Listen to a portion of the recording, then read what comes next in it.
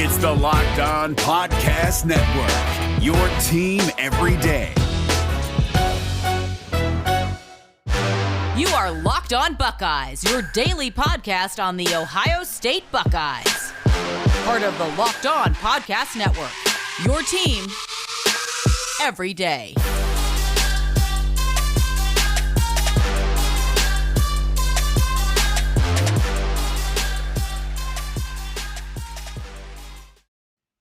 What is up, Buckeye fans? Welcome back to another episode of Locked On Buckeyes, part of the Locked On Podcast Network. I'm your host, Jay Stevens, also the host of the Jay Stevens Podcast. And today's episode is brought to you by Rock Auto. Amazing selection, reliably low prices, all the parts your car will ever need. Visit rockauto.com and tell them Locked On sent you. It is Thursday, April 15th in the year 2021. And I have one thing to say about Shaun Wade and Justin Fields' performance during yesterday's pro day.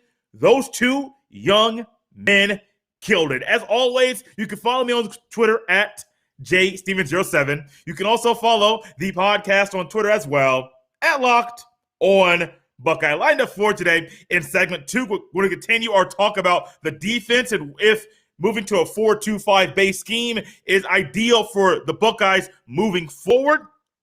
Segment 3, there are some news about some possible college basketball rule changes that may come up in the future. We'll talk about that to close out today's show. We begin today's show discussing yesterday's pro day, Ohio State's second pro day, the second for Justin Fields, the first for Shaun Wade, and those two young men killed it.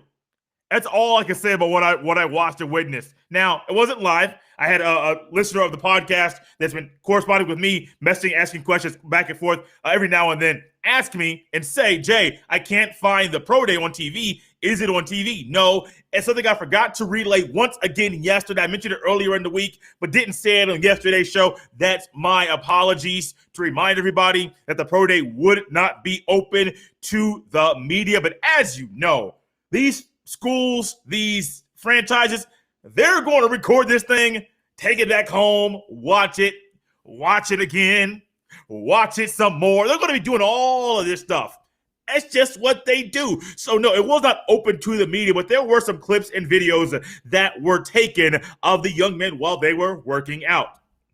I got to see Shaun Wade jump his vertical, 37.5-inch vertical jump. You got to see him do the broad jump, 10 feet 3 inches. You got to see him run that 4.43 second 40-yard dash. Oh my gosh. Y'all, what? Okay. I like speed. Y'all like speed. There's a movie, Need for Speed, Fast and Furious, whatever you want to describe the speed that we all like. You got a quarterback running a 4.4. Got a corner running a 4.4. These cats is fast, y'all. That's all I can say. These cats are fast, y'all. Y'all watching me right now via the YouTube. You guys can see my animation and the look at my face right now. These cats are F-A-S-T. Oh my gosh, they're fast. Woo-hoo, they are moving. And I saw there were some clips going around on YouTube now. I saw this. If you want me to relay this to you or send it to you, email me, tweet at me. I will gladly share the clip that I saw via YouTube with you. Shaun Wade, we all know Justin Fields. He killed the workout once again, the Underwear Olympics. Me personally, I don't put much stock, like I mentioned, into these workouts, into the Underwear Olympics that pro days and combines are. I do not. But one thing I will say is this. Shaun Wade, at this point in time, he showed that he's one, not 100% as that came out of his mouth after he ran his 40, but two, how quickly he has recovered and how he looks right now. He looks in shape. He cut his hair off, has a low cut right now, and when that young man was doing those drills and Kerry Coombs had him on the hash, backpedal, turn your hip, turn your hip, and then turn to look for the ball. This is a drill that I did with my brother. My brother's coming out of Butler University, had his pro day at Ball State University in Muncie, Indiana. Butler did not have a pro day, so he had to find another pro day to go to try to get drafted or become an undrafted free agent, things of that nature. And these are drills that Shaun Wade did ideal with my brother. My brother was he was a Jonathan Cooper. He played D-end in college, didn't think D-end was the ideal spot or might not be the spot for him at the next level. So he was doing LB drills leading up to the pro day. My brother did that same drill. You backpedal, you turn your hip right, you turn left, you turn right again, and then you flip it around to the left, going the opposite way that you were facing when you started, catch the ball and run through. That drill's not easy. I don't think the average individual or the average fan of football understands how difficult that drill is. I'll show you the clip. I'll send you what I watched. It's a 2-minute video for Shaun Wade, about an 8-minute video for Justin Fields. Those drills that they had for Shaun Wade there, that's not easy at all. And he made it look like it was a walk in the park. Justin Fields, man, I mean, what can you say? What can we say? Oh, side note, tomorrow we're going to debut a segment that'll be here periodically. It might be a weekly thing. We're going to close out tomorrow's show with Jay's Rant of the Week. Trust me, y'all will want to stick around for this. It's an extended segment. Normally my rants are about 30 to 60 seconds. This one, about 3 or 4 minutes long. A little rant to end the week here before the spring game on Saturday. But Fields did his thing. Shaun Wade did his thing. I was thoroughly impressed with Shaun Wade. We knew what we were going to get out of Justin Fields, but I was thoroughly impressed by by what we saw from Shaun Wade yesterday. He didn't look, he's in shape, didn't look out of shape. You could tell that he had been working on his craft. One thing people were questioning, his technique, the footwork, the hip movement, the twisting of the hips, and everything that goes into possibly high pointing the ball. There was one drill where he did have to, I don't know the exact drill off the top of my head how to describe it, but he did have to go to the right. He went left, went right, high pointed the ball, and oh my gosh, talking about high pointing the ball. Picture perfect. That was picturesque, textbook what we saw there from Shaun Wade. Happy for him, happy for Fields. Those two young men killed the pro day yesterday. When we come back, guys, gotta step away very quickly. Gonna have a lot of fun on today's show. If you can't tell already, we're gonna stick with the football and discuss possibly changing the scheme, the base defensive set for Ohio State. Is it ideal? We started the conversation yesterday. We're going to continue it today. But first, check this out. RockAuto.com is a family business serving auto parts customers online for 20 years. Go to RockAuto.com to shop for auto and body parts from hundreds of manufacturers. They have everything from engine control modules and brake parts to tail lamps, motor oil, and even new carpet. Whether it's for your classic or daily driver, get everything you need in a few easy clicks delivered directly to your door. The RockAuto.com catalog is unique and remarkably easy to navigate. Quickly see all the parts available for your vehicle and choose brands, specifications, and prices you prefer. Best of all, prices at RockAuto.com are always reliably low and the same for professionals and do-it-yourselfers. Go to rockauto.com right now and see all the parts available for your car or truck. Right, locked on in their How Did You Hear About Us box so they know we sent you. Amazing selection, reliably low prices, all the parts your car will ever need.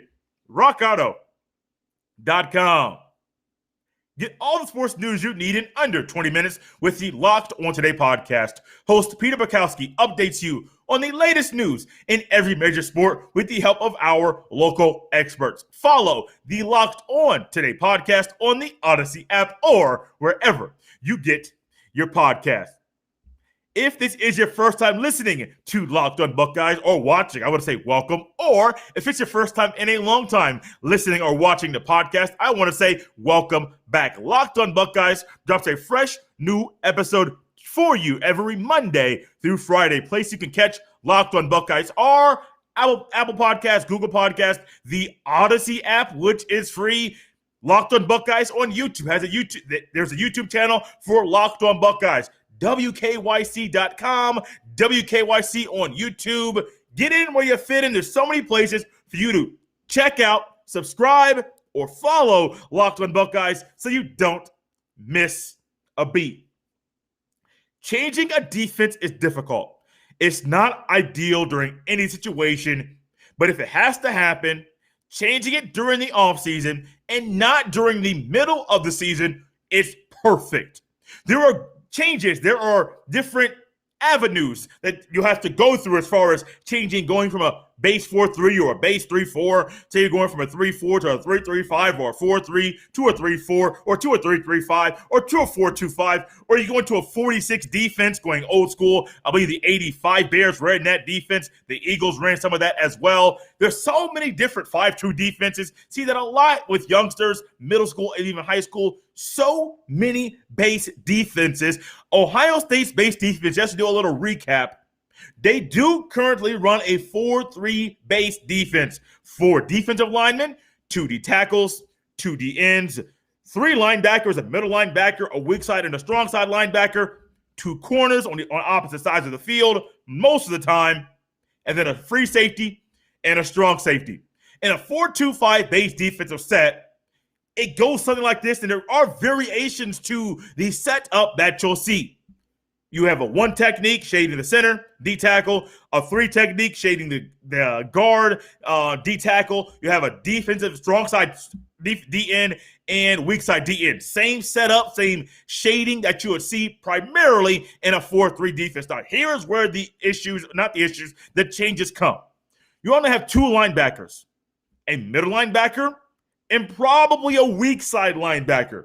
Middle linebacker is lined up more on the side, not so much middle on the center, but middle over to the right or left, whichever side is the strong side of the offense. You're going to have a weak side linebacker, which is your weak side. Literally what he says, a weak side linebacker. He is on the weak side of the defense. Now, what some teams will do, they'll have a Sam or strong side linebacker, and he will be on the strong side. The other linebacker will be your middle or basically be your weak side linebacker on the weak side. So instead of having your middle or the orchestrator of the defense, you have a Sam and a Will. Me personally, I prefer the middle and then the Will linebacker. In the back, in the secondary, you have 5 guys, or it could be 4 plus 1. You could have 2 corners, a free safety, a strong safety. You can have another cornerback, or you can have a linebacker, or you could have a rover. I prefer that rover situation. Why? Because you're going to have your 2 corners, like normal, free safety, strong safety, like normal.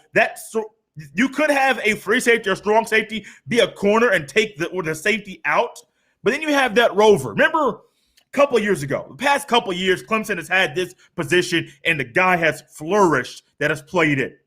Isaiah Simmons. Remember the 2019 season in that playoff game, Isaiah Simmons was their rover. This past year, Mike Jones Jr. at Clemson was their rover. What does the rover do if you're going to eliminate the Sam? Let's just say go with my original example, 4-2-5. You want to have 4 D linemen, a middle linebacker, a weak side linebacker, and then 5 in the back. 2 corners, 2 safeties, and then a rover. Now, like I said, the other safety could be a corner. You can do some different things to interchange that position. This all depends on your personnel with your team. If Ohio State has a rover, what does that rover do? Exactly what the position says. The title says. He is a rover. He can roam. He can move back and forth. This one thing that I like about Clemson and that they did, I know many of you will not like referring to that game, but when you have an Isaiah Simmons or you have a Mike Jones Jr., these are the first 2 that come to my mind. You have to know where that player is at all times, because a lot of times you're going to have that guy runs a 4.5 40-yard dash on the field doesn't really mean anything, but it just shows off. The 40-yard dash shows that he has a speed. He is a speedy guy. Is he a linebacker? He can play the linebacker position. Can he play in space? Absolutely. Can he play back with the secondary, with the safety? Absolutely. Can he walk up on the line? A lot of these guys, rovers, they will walk up on the line. I go back when I was a youngster. This was not a defense that the Steelers ran. The Pittsburgh Steelers primarily have run a 3-4 defense my entire life. But they did have a safety by the name of Troy Polamalu. Many of you that are Browns fans, you're happy you got Jadeveon Clowney, but as soon as you heard Troy Polamalu, you're saying, Jay, what are you saying? He haunted me all my life.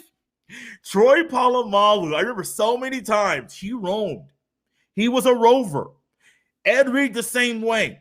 They were the ones that opposing offense quarterback had to eyeball and had to know where they were at all times. Sometimes you lose sight of Troy Polamalu. Remember, one time he lined up in the B gap, which is in between the guard and the tackle on the line. Yes, he was down there in the trenches, and it messes up a lot. We see a little guy that is that quick when he got a 200-pound safety or 190-pound safety going up against guys that are 300 plus, 3 bills plus. It's a little confusing.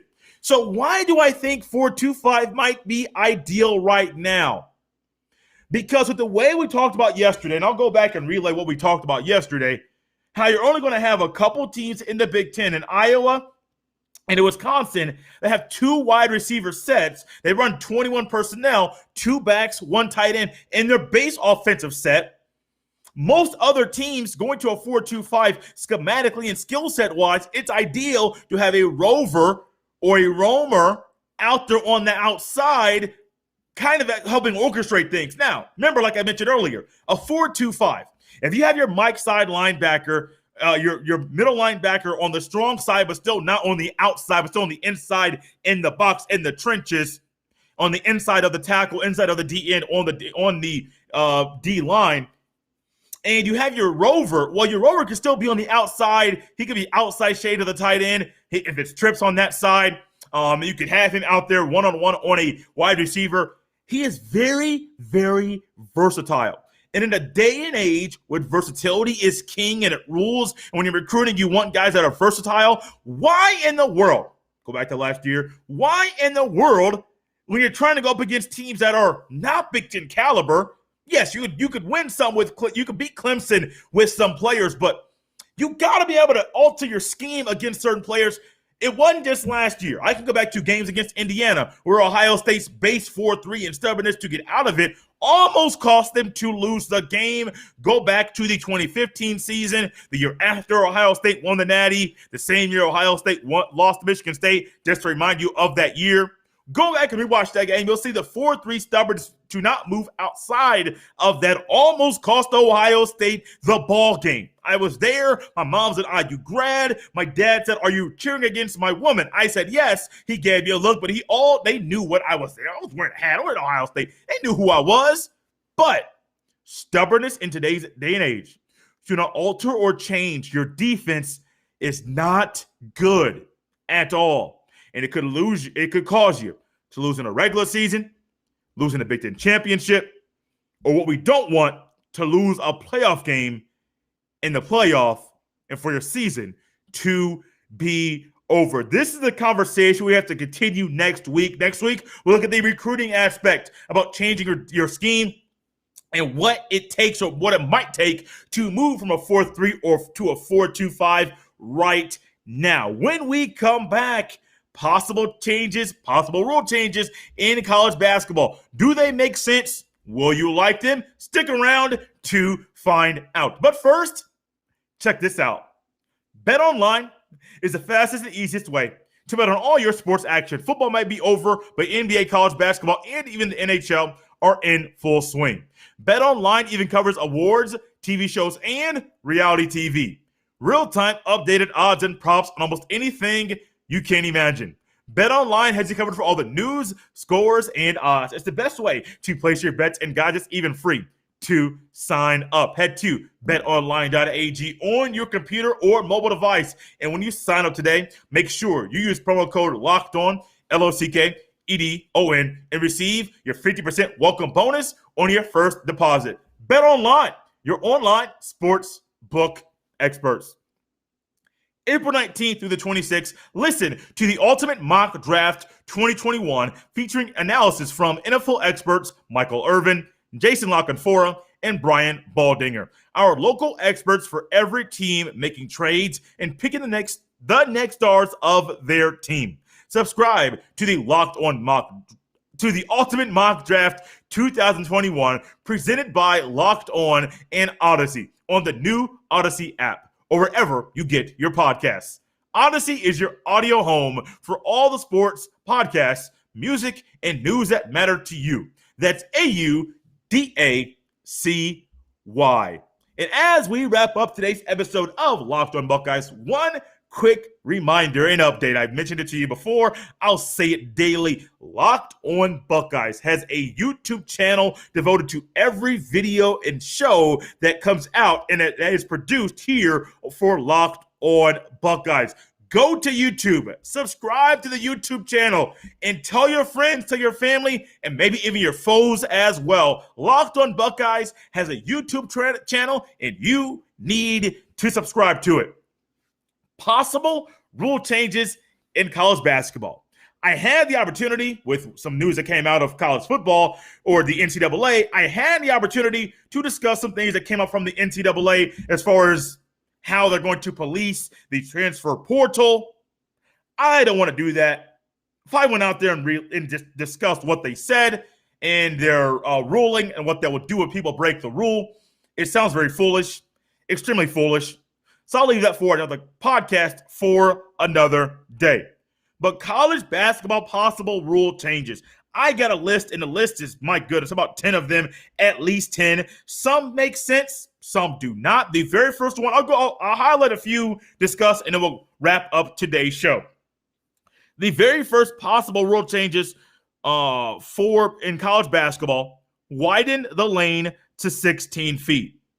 A player may not commit more than 3 personal/technical fouls in any one half. Penalty, disqualification. A player may commit 2 personal/technical fouls in the first half and will be disqualified on his 4th personal/technical in the second half. Total 6 fouls. Now, these are all around the same thing as far as fouls. I'm going through and just picking a few and reading them. A player may commit 0 or 1 personal/technical fouls in the first half and would be disqualified on the player's 4th personal/technical in the second half. Number 1, a player may not commit more than 3 personal/technical fouls in one half. Penalty/disqualification. Award possession of the ball to the defense when they create a held ball situation. Eliminate the 10-second backcourt rule. Limit the number of timeouts that may be called by any one team in the last 2 minutes of the second period, or if any overtime period, to 2. In the last 2 minutes of the second period, or if any overtime period, allow instant replay review, I don't like this already, of potential shot clock violations when the shot is unsuccessful. Permit the use of instant replay on all basket interference goaltending calls throughout the game, but only when a call has been made by an official. Permit a team to decline free throws in the last 2 minutes of the last period of any overtime period and elect possession of the ball for a throw-in instead. Eliminate offensive basket interference after the ball hits the ring or flange would make the rule consistent with the FIBA rule. More international, more consistent with what players would do if they play international basketball. Eliminate the 5-second closely guarded rule. This came from Matt Norlander of CBS Sports. I read quite a few. There are more possible rule changes that are here. If you follow me on Twitter, I retweeted this yesterday. There were a lot of tweets that came out, so you might have to go back and search for it. If you want me to send it to you, just let me know. I'll send it direct. I'll send this possible list of possible rule changes right to you. The one thing that I'm going to be curious about is this rule change. Adopt a modified 6-foul rule with the following provisions. Why don't they just say, if a player does not foul out till he has 6 fouls? I mean,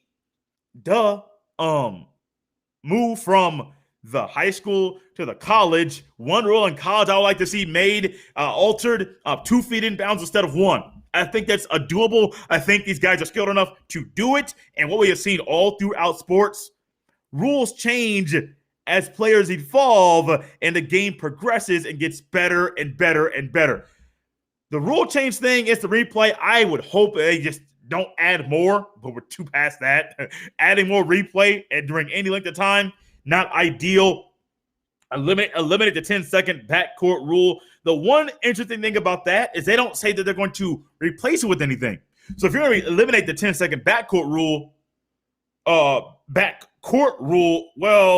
are you going to go to 8 seconds or have nothing at all? What is there? It looks like it's still going to be over and back. So the backcourt, front court rule, as far as the going from one end of the court at the rebound or at the made basket to the other, that's still going to be ideal. But eliminating the 10-second backcourt rule, that's interesting. Because what we see right now, without replacing that, and I like high school basketball. A lot of you may like it as well. I personally don't believe that high schools need a shot clock all over the country. Some of you may. Mine are a little bit, my thought process, if they were just high-end high school basketball, shot clock all the way. But a lot of these coaches can't coach it. And a lot of them don't want to go through the time to go to some clinic to figure out how to coach a shot clock. I mean, wouldn't be hard. I mean, shouldn't be hard to adjust it, but I don't think it's needed. I don't think it's needed at all because most games you go to, the shot clock really isn't a thing. It's like, oh, we need a shot clock. I've been to numerous games. I mean, it may have gone to 10 games this past year, maybe between 5 to 10. I only heard one conversation in a game about somebody needing a shot clock. And I went to a game at a school play. It was Carmel High School. Some of you may remember Ryan Klein that played at Purdue University. Josh McRoberts years ago played at Duke, played in the NBA for a while as well, went to Carmel High School. I don't know if that's Carmel University. Carmel High School, Carmel Greyhounds. They are known for a slow pace.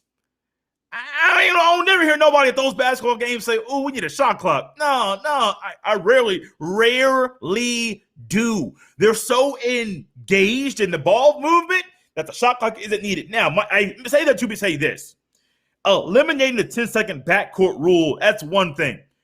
But if you're going to allow teams to not have to go back up and they can stay in the backcourt the entire time, the entire shot clock for 30 seconds, you're going to have a lot of fans, a lot of broadcasters, a lot of media people, and possibly even people that are in the rules committee say, we messed up. We have to go back and change this and put something in place. So ain't nobody back in the backcourt for 20 seconds. Not at all.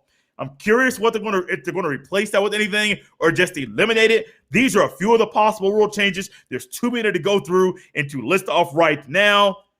The one thing I will say, if y'all trying to modify one thing, I'll say two things. One, limit the amount of replays and allow players to just go ahead and foul out when they get 6 fouls instead of 5, instead of trying to make all these modifications. Just go ahead and do it. It's easy. Don't overcomplicate the game. It's basketball. It's simple. And the rules should not be complex. Just don't do that. Don't do that. Make it a whole lot harder for yourself. Guys, thank you so much for listening. Coming back, enjoying another episode of Locked on Buckeyes. Tomorrow, we will preview the spring game in segment 1 and segment 2. Segment 3, debut of a segment, Jay's Weekly Rant. What will they be about? Who will I be discussing? You got to come back tomorrow to find out. In the meantime, you guys can always follow me on Twitter at jstevens07. Fill up that review section on Apple with 5-star reviews. Subscribe to Locked on Buckeyes on the YouTube. If you need me to tweet to share a link with you, trust me, hit me up. I will gladly share that link with you. Come back tomorrow and all next week and the week after and every other day of the week of the year, because we are going to be talking spring game, talking NFL draft, and preparations for the upcoming college football season.